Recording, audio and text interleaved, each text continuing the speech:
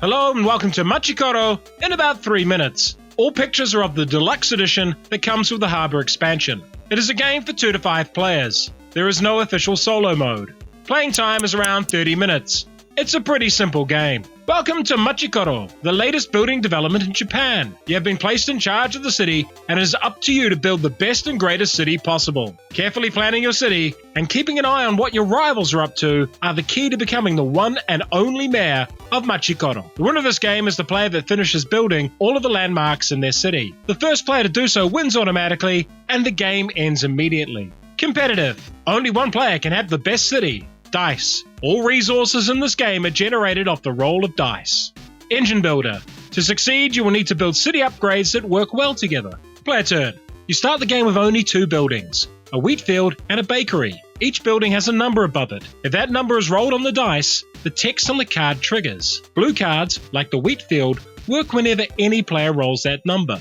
Green cards, like the bakery, only work when you roll that number. Red cards allow you to take money off other players whenever they roll that number, and purple cards allow you to take money off players whenever you roll that number. You start off able to only roll 1 die, but the train station landmark, when built, allows you to roll 2. There is a marketplace with 10 different cards you can buy. On your turn, you will roll the die, in this case a 4 is rolled, and 3 coins are collected from the bank. If you had rolled a 2, you would collect 1 coin from each bakery, for a total of 2 coins. You can then buy a building, like this forest for 3 coins, and take it into your city. You then replace the building card.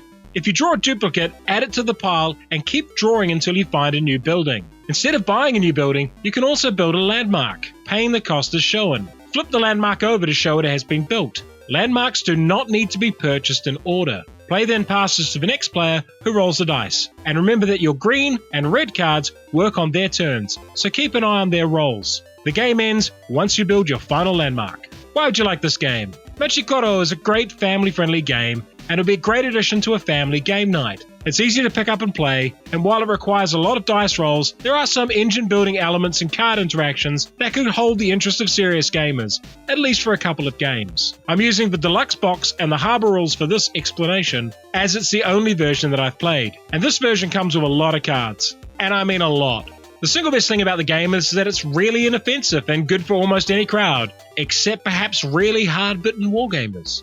However, its simplicity will be the biggest issue for a lot of people. It's not a deep game, and it won't take a veteran gamer too long to discover strong strategies that mitigate the piles of dice rolls. And the dice rolls are another issue. When playing this game, you can feel like you're at the mercy of the dice a lot and can spend a fair few turns cursing the lack of helpful dice rolls. If you want to step up and play a more challenging and complex city building game, check out Suburbia. And if you want a different sort of city building game for family game night and a little less competition, try Between Two Cities. If you enjoyed this video, like it, subscribe to the channel, and check out our Patreon.